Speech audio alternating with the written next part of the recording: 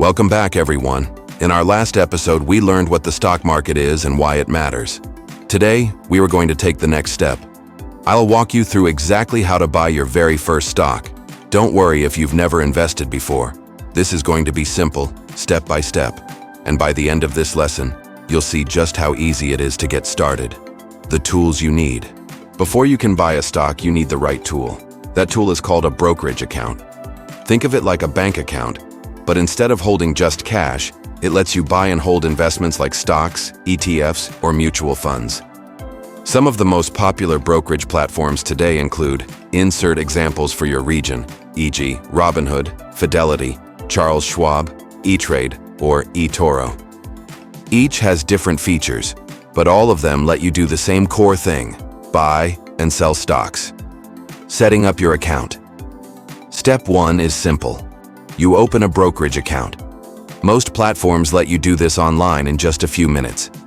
You'll need your personal information, name, ID, social security, or tax number, a bank account to transfer money in and out, and sometimes your employment details. Once your account is approved, you can deposit funds, just like putting money into your bank account, and now you're ready to invest. Choosing your first stock. Here comes the fun part: choosing what to buy. Now, there are thousands of companies in the stock market, but for beginners, I recommend focusing on well-known established companies. Think Apple, Microsoft, or Amazon.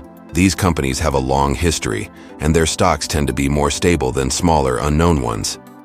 If you're not sure where to start, another safe option is an ETF, or exchange-traded fund. An ETF is like a basket of stocks. Instead of buying one company, you're buying tiny pieces of hundreds of companies all at once, which makes it less risky. Placing your first trade. Let's say you've chosen your stock. What's next? You'll go into your brokerage app or website, search for the stock ticker, for example AAPL for Apple, and you'll see the current price. Then you'll place an order. There are two common types. Market order. This buys the stock immediately at the current market price. Limit order. This lets you set the price you're willing to pay. The order only goes through if the stock reaches that price.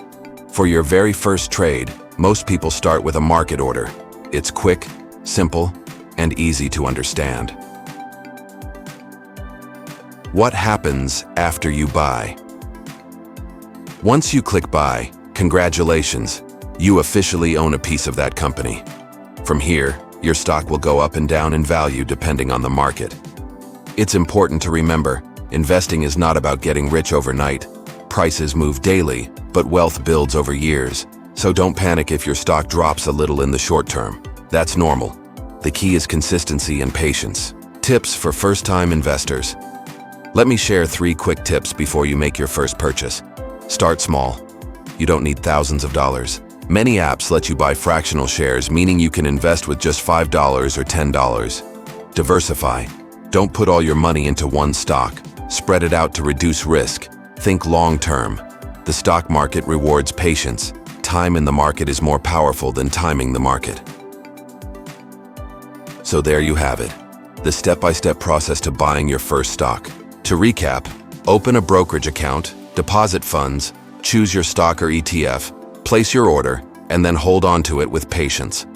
In our next episode, we'll talk about ETFs and index funds, and why they might actually be the best way to start investing. If you found this video helpful, give it a like, subscribe for more investing lessons, and comment below. Which stock would you choose as your very first investment? I'd love to hear your answers. Thank you for learning with me today. I'll see you in the next episode.